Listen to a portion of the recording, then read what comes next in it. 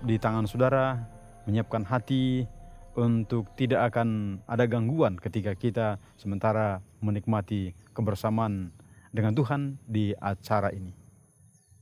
Dan di kesempatan ini saya mau bercerita, mau mengingatkan, membaca dari firman Tuhan sehubungan dengan satu tokoh yang sudah menjadi sangat familiar, sangat biasa didengar oleh semua umat Tuhan. Apakah saudara pernah mendengar nama Sakius? Kalau buat saya pribadi, dari sejak kecil orang tua saya sudah mengajarkan saya satu lagu sehubungan dengan Sakius ini. Sebagian dari cuplikan lagu itu adalah Sakeus, orang pendek, kecil betul dia. Itulah bagian dari cuplikan Sakeus ini. Tapi saudara yang kekasih dalam Tuhan, kita coba lihat apa yang dikatakan oleh firman Tuhan sehubungan dengan keberadaannya.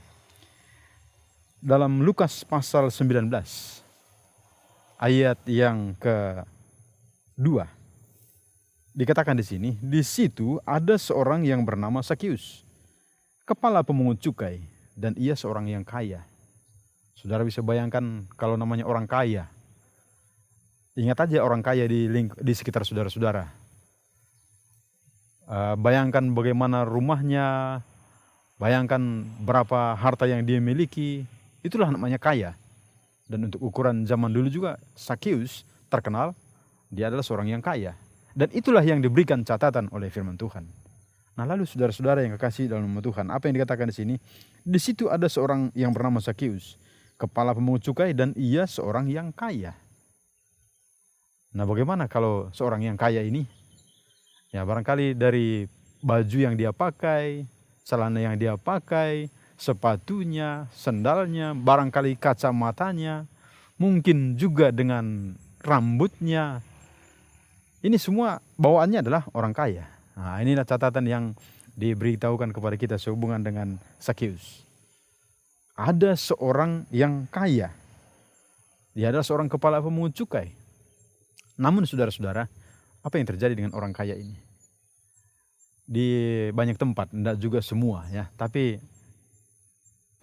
banyak atau pada umumnya, kalau yang namanya kaya, ya dia nikmati aja di rumah. Kalau yang bisa dinikmati, selebihnya itu dia mau keluar rumah, ibarat sekarang dia mau shopping, dia mau pergi ke mall, dia mau pergi kemana, bisa aja. Ya namanya dia kaya, banyak uang, tidak ada masalah. Ya kan, dia banyak uang. Tapi apa yang dikatakan di ayat ini? Saudara yang kekasih dalam nama Tuhan, ternyata Sakeus yang diberikan catatan oleh firman Tuhan, dia adalah seorang yang kaya. Tapi tidak cukup saudara-saudara, kekayaannya itu untuk memenuhi semua kebutuhan dirinya. Tidak cukup. Makanya di ayat yang ketiga, firman Tuhan katakan demikian. Ia berusaha untuk melihat orang apakah Yesus itu. Tetapi ia tidak berhasil karena orang banyak, sebab badannya pendek. Nah, ini dia. Dia berusaha untuk bertemu dengan Yesus, untuk melihat orang apa sih sebenarnya Yesus itu. Penasaran dia, saudara-saudara. Tapi ayat ini memberitahukan kepada kita, tetapi ia tidak berhasil karena orang banyak. Apa yang saudara sering lakukan kalau misalnya kita tidak berhasil melakukan sesuatu? Ingat saja, misalnya ada pemimpin kita yang datang. Barangkali itu gubernur atau presiden yang datang ke tempat di mana kita berada, di kota saudara. Dan sangat memungkinkan bagi saudara untuk pergi ke tempat itu. Dan saudara sedang upayakan untuk pergi ke sana. Saudara sudah tiba di tempat itu, tapi ternyata sudah kerumunan orang banyak, tidak bisa ditembus. Lalu apa yang saudara lakukan? Barangkali saudara akan katakan, saya pulang saja. Ataupun saudara katakan, saya akan lari ke depan sana lagi, bagaimana saya bisa melihat. Ataupun dengan canggihnya sekarang, mungkin saudara akan ambil satu stick atau tiang untuk bisa mengangkat. Saudara punya telepon seluler, lalu saudara bikin dari atas tempat ketinggian, lalu saudara foto dia dari situ. Tapi saudara-saudara, di zaman dulu mungkin belum ada itu. Belum ada alat seperti sekarang, bentuk kamera atau apa yang lain-lainnya. Tapi apa yang bisa dilakukan oleh Sakius? Saudara-saudara, apa yang diberikan catatan di sini, maka berlarilah ia mendahului orang banyak. Ada satu hal yang terjadi, ini sangat sejalan dengan apa yang dialami oleh pemazmur, Mazmur pasal 42 ayat yang kelima bagian B. Diberikan catatan di sana, bagaimana aku berjalan maju mendahului kerumunan orang banyak untuk pergi ke rumah Tuhan. Nah, inilah yang sedang dialami oleh Zakius waktu itu. Ketika dia coba melihat seperti orang pada umumnya, tidak bisa saudara-saudara. Tidak bisa. Tapi di ayat yang keempat diberikan catatan tadi, maka ia berlari mendahului orang banyak. Bagaimana seorang yang kaya berlari ini sekarang. Dan kondisinya dia bukan sementara jogging ini. Dia bukan sementara berolahraga. Dia menggunakan pakaian formal. Tapi dia sekarang, catatan Alkitab mengatakan dia coba lari untuk mendahului kerumunan, mendahului orang banyak untuk melihat orang apakah di situ. Tapi posisi sudah di depan, dia sudah lihat, tapi ternyata belum berhasil juga saudara-saudara. Belum berhasil. Lalu di ayat yang keempat ini tadi, bagian B, bagian berikutnya dikatakan, lalu memanjat pohon ara untuk melihat Yesus yang akan lewat di situ. Kayak apa ini pohon ara? Pohon ara bukanlah pohon yang enak untuk dipanjat. Karena menurut gambar dan sejarahnya adalah pohon ara ini banyak sekali cabang-cabangnya saudara-saudara. Jadi tidak gampang untuk bisa naik di pohon ara. Beda seperti pohon mangga barangkali yang ada di halaman rumah saudara-saudara, atau pohon rambutan. Gampang saja kita naik di sana. Tapi pohon ara bukanlah satu pohon yang enak untuk dipanjat. Bukan gampang untuk dipanjat. Tapi saudara yang kekasih dalam nama Tuhan, apa yang sedang dialami oleh Zakius, kerinduannya yang sangat dalam untuk bertemu dengan Yesus.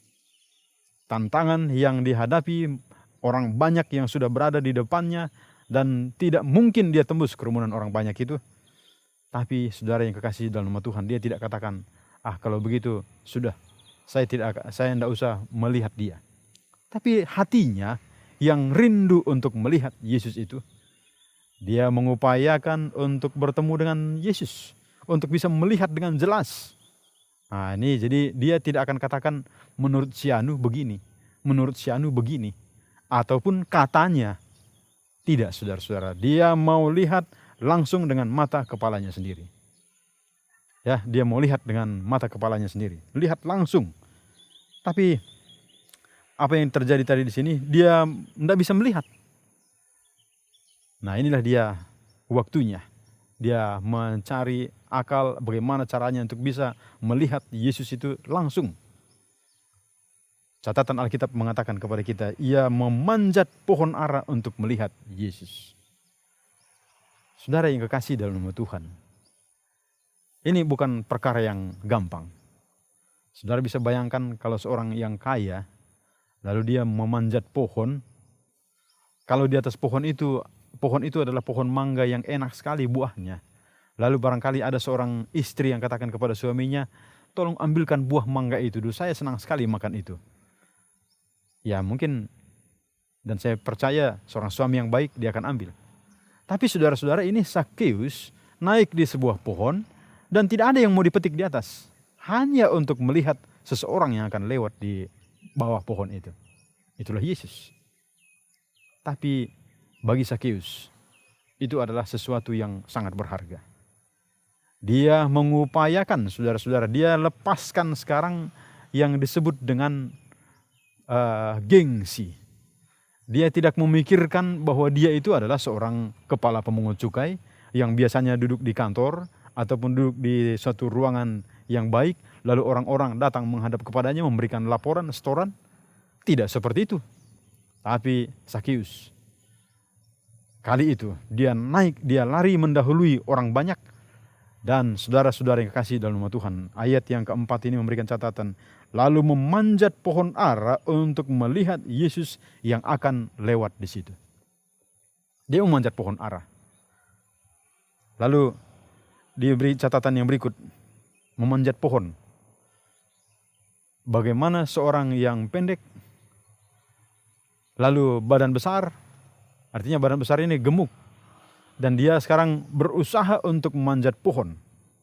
Saudara bisa bayangkan sendiri bagaimana peristiwa itu terjadi. Tapi itu sudah terjadi. Demi sebuah kerinduan untuk bertemu, melihat Yesus dengan langsung. Dan di ayat yang kelima, kita perhatikan dari Injil Lukas pasal 19 ini, firman Tuhan katakan, ketika Yesus sampai di tempat itu, ke tempat itu, ia melihat ke atas dan berkata, Sakeus, segeralah turun, sebab hari ini aku harus menumpang di rumahmu. Saudara yang dikasihi oleh Tuhan, kalau manusia ataupun seorang pemimpin, apalagi yang sudah berusia barangkali 50-60 ke atas, untuk menghafal nama orang yang pernah ketemu dengan dia, itu pun ada yang mengalami kesulitan untuk itu. Tapi memang sebagian orang gampang sekali mengingat nama. Tapi saudara-saudara, ini lain kisahnya. Yesus dengan Sakeus secara tatap mata, mereka belum ada ketemu. Tapi apa yang diberikan catatan di Alkitab, Yesus tahu nama Sakeus. Yesus tahu apa yang di hati Sakeus. Luar biasa saudara-saudara, luar biasa ya. Karena dikatakan oleh Yesus langsung di ayat yang kelima, Sakeus, segeralah turun, sebab hari ini aku harus menumpang di rumahmu. Hari ini aku harus menumpang di rumahmu. Mungkin kalau nama saudara-saudara adalah nama yang umum, tidak sulit untuk mengingatnya, menyebutkannya. Tapi seperti nama Sakeus ini, banyak sekali kita salah menyebut nama. Saudara yang kekasih dalam nama Tuhan, Yesus tidak salah menyebut namanya. Dia katakan, Sakeus segera turun, sebab hari ini aku harus menumpang di rumahmu. Saudara-saudara coba gantikan nama itu sekarang buat nama saudara masing-masing di situ. Katakan dan ingat apa dikatakan oleh Yesus, menyebutkan nama saudara, lalu dia katakan, aku akan menumpang, harus menumpang di rumahmu malam ini. Apa yang saudara akan katakan? Kalau buat saya pribadi, saya akan katakan, wah puji Tuhan, luar biasa, saya sangat bersyukur sekali. Bersyukur, ya, sangat bersyukur. Apa yang dikatakan di ayat yang berikut, itulah yang dirasakan oleh Sakeus. Ayat yang ke-6, lalu Sakeus segera turun dan menerima Yesus dengan sukacita. Saudara-saudara, sebagaimana umumnya orang yang sangat dirindukan. Barangkali saudara rindu, saya pengen sekali, saya sangat rindu kalau suatu saat pendeta datang di rumah saya, berdoa dengan saya. Ataupun seorang hamba Tuhan datang di tempat saya bekerja, mendoakan saya di sana. Ataupun barangkali suatu saat saya rindu sekali ada seorang pemimpin datang ke tempat tinggal saya. Lalu saudara-saudara, tanpa saudara rencanakan, tanpa dibuat sesuatu perencanaan, tiba-tiba saja datang yang jauh dari apa yang saudara harapkan. Apakah itu bukan sesuatu yang patut kita syukuri, patut kita ucapkan terima kasih kepada Tuhan? Inilah yang dialami oleh Sakeus. Ayat yang ke-6 tadi dikatakan, dan menerima Yesus dengan sukacita. Saya tidak bisa bayangkan saudara-saudara bagaimana Sakeus itu, karena catatan di ayat 6 ini dikatakan, lalu Sakeus segera turun.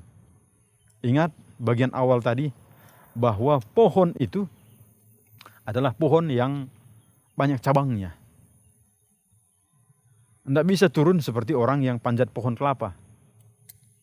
Tapi saudara-saudara, Sakeus, menurut catatan ayat yang ke-6 ini, ayat yang ke-6 dikatakan, Sakeus segera turun dan menerima Yesus dengan sukacita. Itulah yang dialami. Segera turun dan menerima Yesus dengan sukacita. Kalau saudara bersukacita menerima seseorang, apa yang saudara akan lakukan? Di beberapa daerah, termasuk saudara-saudara di tempat saya dibesarkan, kalau kita kedatangan tamu yang kita senang sekali tamu itu datang, pasti ada korban. Ya, korbannya itu adalah bukan korban seperti yang tidak diharapkan, korban yang menyenangkan. Barangkali orang tua itu akan tangkap ayamnya lalu potongkan, masak sedemikian rupa dan dihidangkan kepada tamu yang disenangi. Nah, ini satu cara. Atau mungkin yang lain, dia akan pesankan makanan dari restoran yang ada, lalu disuguhkan kepada tamu yang disenangi ini.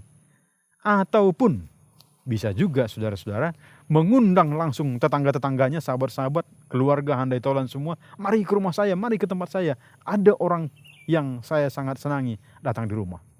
Bersukacita bersama-sama. Catatan Alkitab mengatakan, lalu Zakheus segera turun dan menerima Yesus dengan sukacita.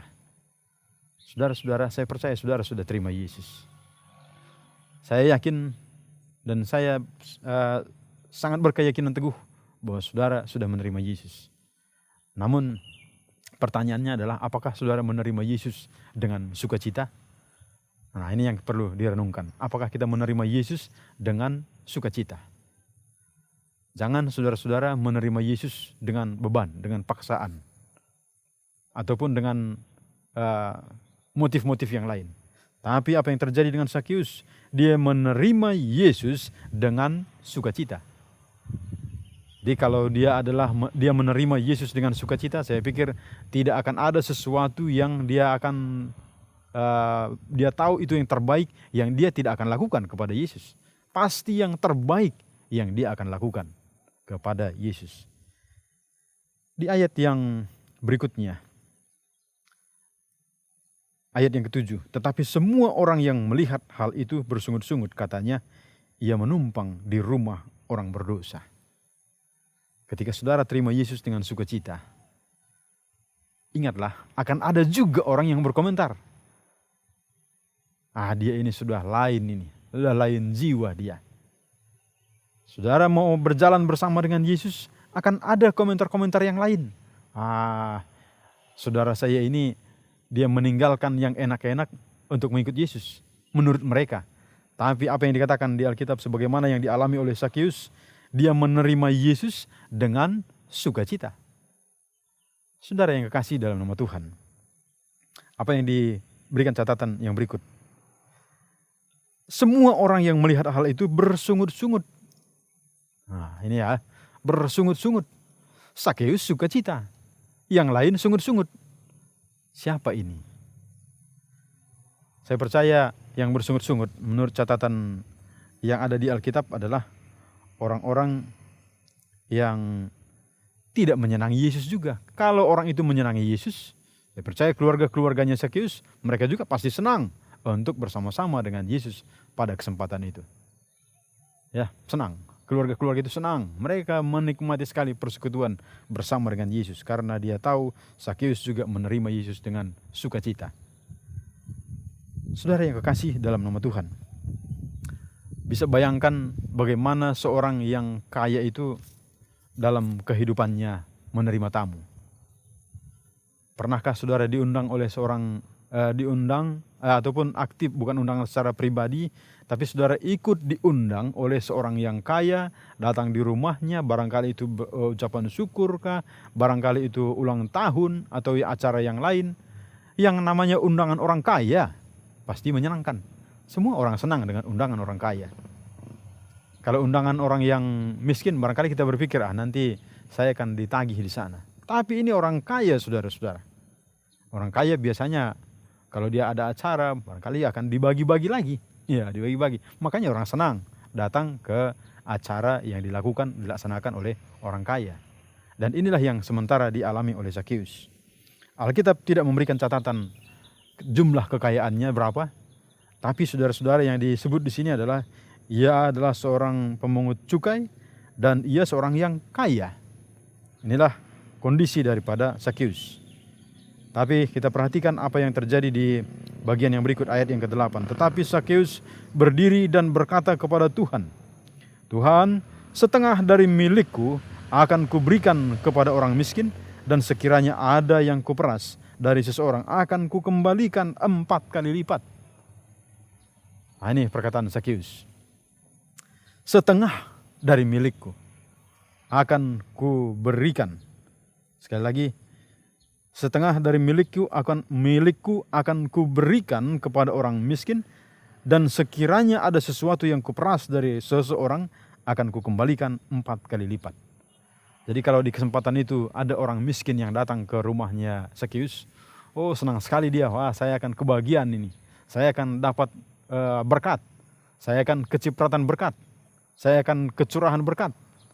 Ya karena setengah dari milikku, kata Sakeus, akan kuberikan kepada orang-orang miskin. Nah lalu saudara yang kekasih dalam nama Tuhan, perjalanan kehidupan Sakeus, perhatikan apa yang di bagian berikut tadi. Sekiranya ada sesuatu yang kuperas dari seseorang, akan kukembalikan 4 kali lipat.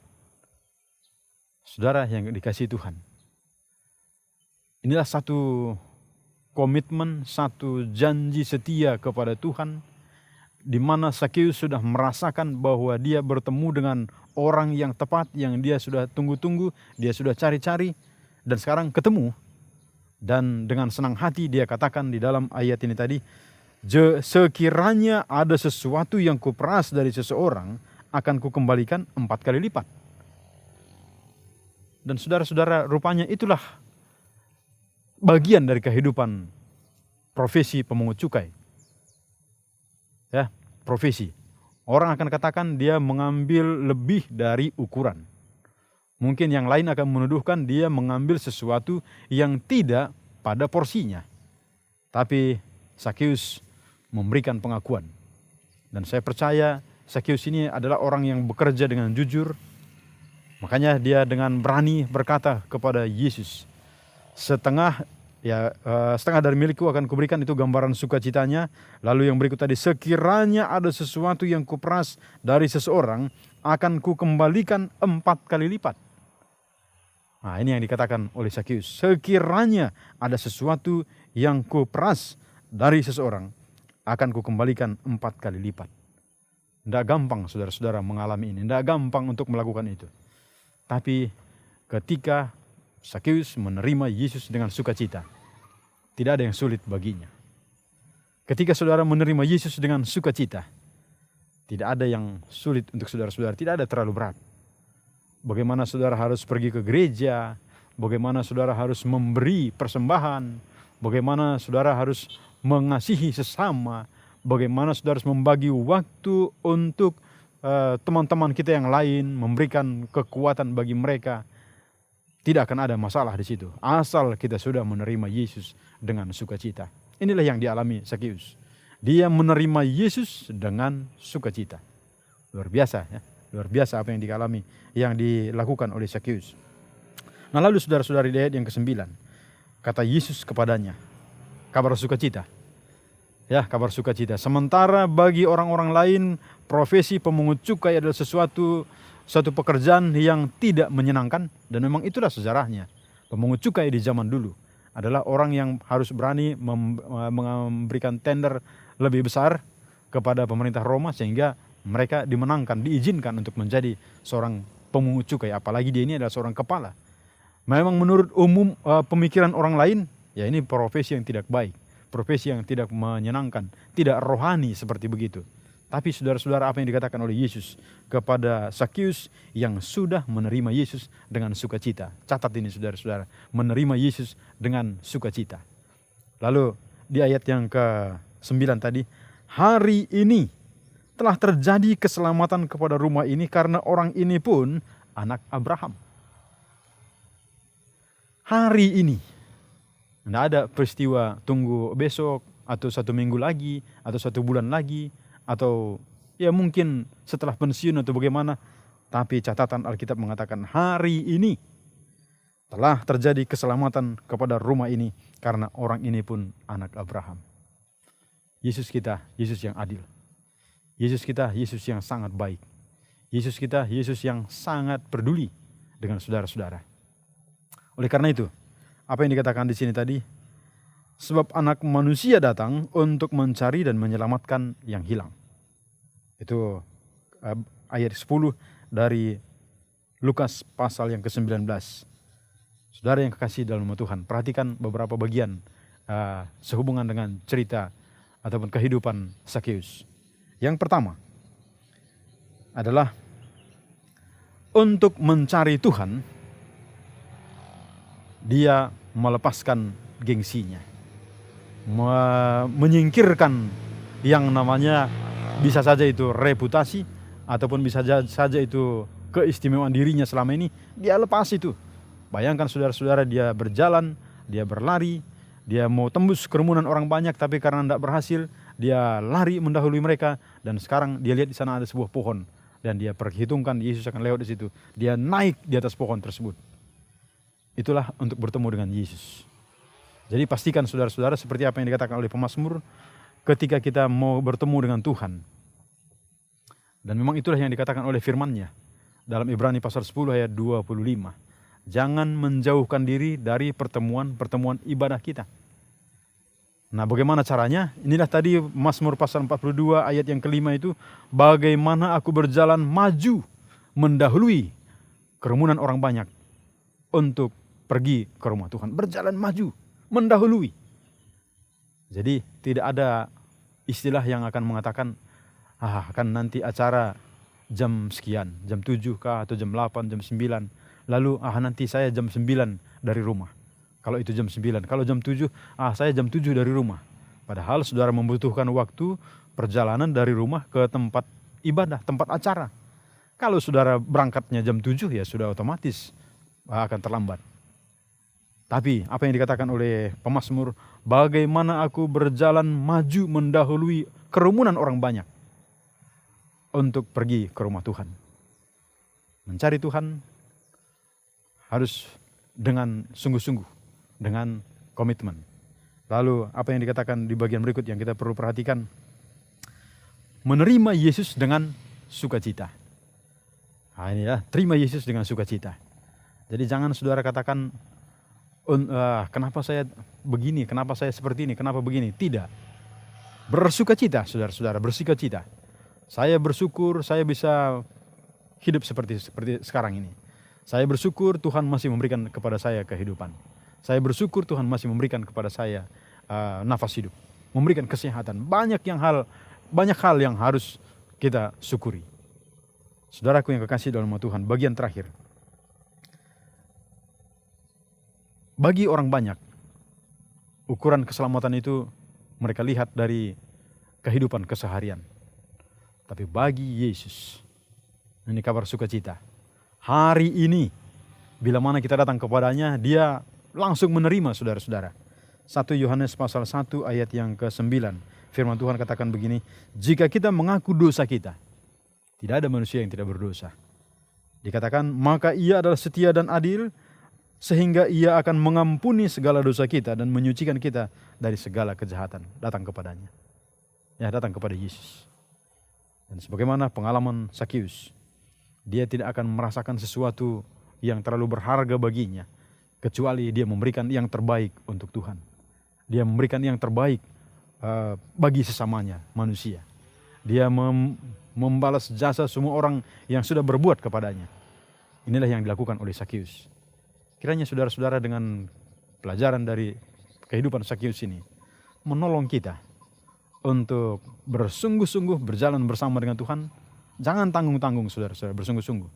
Lalu kita pun akan lebih banyak bersyukur, menerima dengan sukacita, dan tidak ada sesuatu yang terlalu berharga bagi kita untuk diserahkan kepada Tuhan ketika kita menerimanya dengan sukacita. Kita bersatu dalam doa. Bapa dalam surga, terpujilah namamu. Kami sudah mendengar dan mengikuti satu pelajaran dari kehidupan Sakius. Bapa di surga, biarlah dengan tuntunan Roh Kudus-Mu, sebagai umat-umat Tuhan yang sudah mendengarkan program ini, yang sudah menerima Yesus. Saat ini Bapa di surga, biarlah dengan urapan Roh Kudus kami menerima Yesus, bersama dengan Yesus dengan sukacita. Dan perjalanan kami bersama dengan Yesus akan menolong kami untuk lebih layak di hadapan-Mu, dan Engkau pun akan mengatakan kepada kami, hari ini keselamatan menjadi bagian rumah ini dan seluruh isinya. Terima kasih Bapa di surga atas kebaikan-Mu. Terima kasih janji Tuhan. Tuhan akan memberkati semua yang sudah mendengarkan program ini. Dan biarlah mereka juga akan boleh selalu bersyukur dan menjadi hidup bersukacita di dalam Tuhan. Terima kasih Bapa, Engkau begitu baik. Inilah doa kami dalam nama Yesus. Kami datang kepada Amin.